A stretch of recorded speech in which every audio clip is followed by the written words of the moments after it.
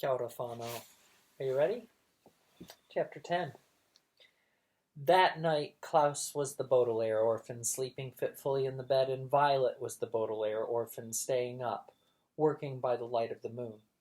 All day the two siblings had wandered around the house, doing the assigned chores and scarcely speaking to each other. Klaus was too tired and despondent to speak, and Violet was holed up in the inventing area of her mind, too busy planning to talk. When night approached, Violet gathered up the curtains that had been Sunny's bed and brought them to the door to the tower stairs, where the enormous assistant of Count Olaf's, the one who looked like neither a man nor a woman, was standing guard. Violet asked whether she could bring the blankets to her sister to make her more comfortable during the night. The enormous creature merely looked at Violet with its blank white eyes and shook its head, then dismissed her with a silent gesture. Violet knew, of course, that Sunny was too terrified to be comforted by a handful of draperies, but she hoped that she would be allowed a few moments to hold her and tell her that everything would turn out all right. Also, she wanted to do something known in the crime industry as casing the joint. Casing the joint means observing a particular location in order to formulate a plan. For instance, if you are a bank robber, although I hope you aren't, you might go to the bank a few days before you planned to rob it.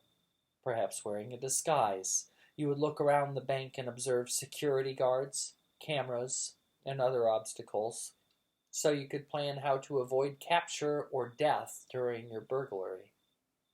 Violet, a law-abiding citizen, was not planning to rob a bank, but she was planning to rescue Sunny, and she was hoping to catch a glimpse of the tower room in which her sister was being held prisoner so as to make her plan more easily. But it appeared that she wasn't going to be able to case the joint after all. This made Violet nervous as she sat on the floor by the window, working on her invention as quietly as she could.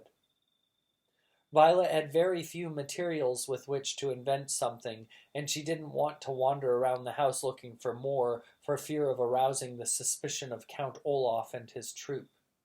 But she had enough to build a rescuing device. Above the window was a sturdy metal rod from which the curtain had hung, and Violet took it down. Using one of the rocks Olaf had left in a pile in the corner, she broke the curtain rod into 2 pieces. She then bent each piece of the rod into several sharp angles, leaving tiny cuts on her hands as she did so. Then Violet took down the painting of the eye. On the back of the painting, as on the back of many paintings, was a small piece of wire to hang the hook. She removed the wire and used it to connect the 2 pieces together. Violet had now made what looked like a large metal spider. She then went over to the cardboard box and took out the ugliest of the clothes that Mrs. Poe had purchased, the outfits the Baudelaire orphans would never wear no matter how desperate they were. Working quickly and quietly, she began to tear these into long, narrow strips and to tie these strips together. Among Violet's many useful skills was a vast knowledge of different types of knots. The particular knot she was using was called the devil's tongue. A group of female Finnish pirates invented it back in the 15th century and named it the devil's tongue because it twisted this way and that in a most complicated and eerie way. The devil's tongue was a very useful knot, and when Violet tied the cloth strips together, end to end, it formed a sort of rope. As she worked, she remembered something her parents had said to her when Klaus was born, and again when they brought Sunny home from the hospital.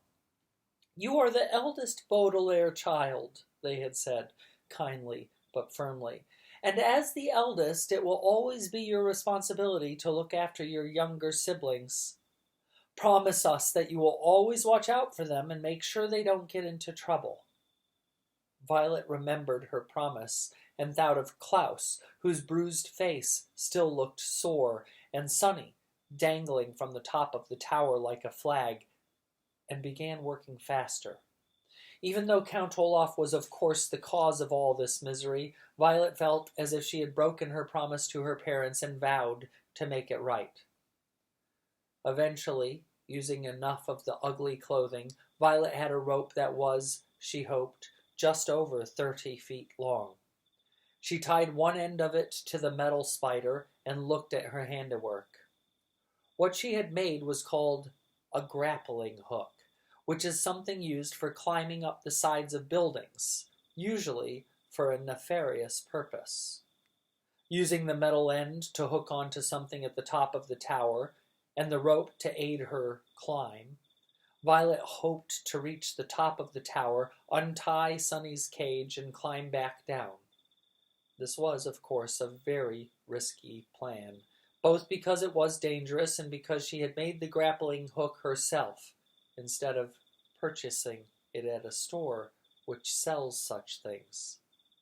But a grappling hook was all Violet could think of to make without a proper inventing laboratory, and time was running short.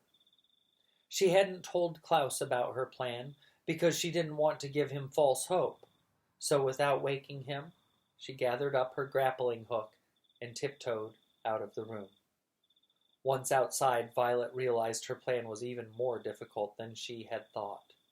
The night was quiet, which would mean she would have to make practically no noise at all. The night also had a slight breeze, and when she pictured herself swinging in the breeze, clinging to a rope made of ugly clothing, she almost gave up entirely.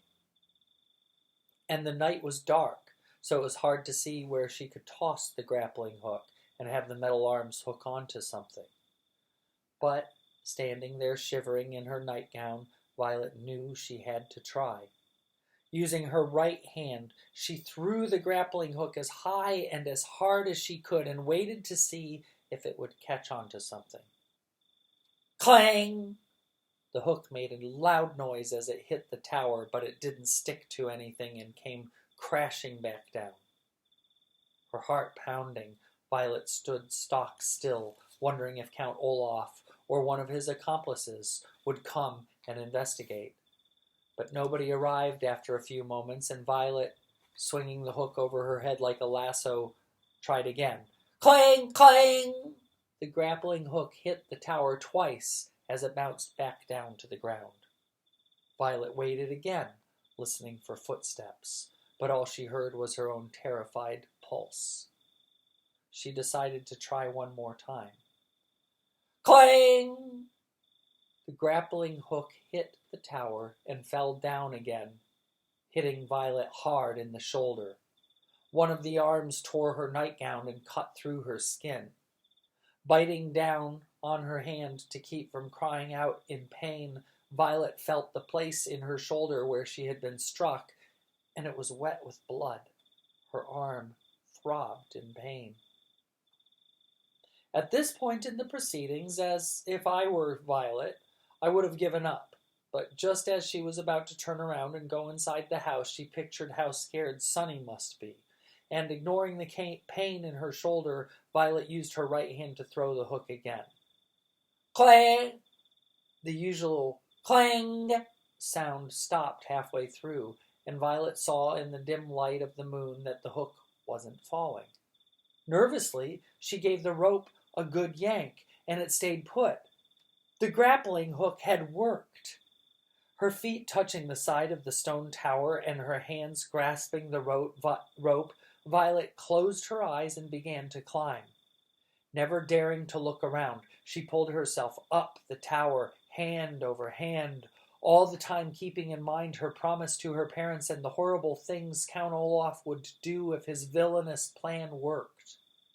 The evening wind blew harder and harder as she climbed higher and higher, and several times Violet had to stop climbing as the rope moved in the wind. She was certain that any moment the cloth would tear, or the hook would slip, and Violet would be sent tumbling to her death. But thanks to her adroit inventing skills, the word adroit here means skillful, Everything worked the way it was supposed to work, and suddenly Violet found herself feeling a piece of metal instead of a cloth rope. She opened her eyes and saw her sister Sunny, who was looking at her frantically and trying to say something past the strip of tape. Violet had arrived at the top of the tower, right at the window where Sunny was tied. The eldest Baudelaire orphan was about to grab her sister's cage and begin her descent when she saw something that made her stop. It was the spidery end of the grappling hook, which after several attempts had finally struck onto something on the tower. Violet had guessed, during her climb, that it had found some notch in the stone, or part of the window, or perhaps a piece of furniture inside the tower room, and stuck there. But that wasn't what the hook had stuck on. Violet's grappling hook had stuck on another hook.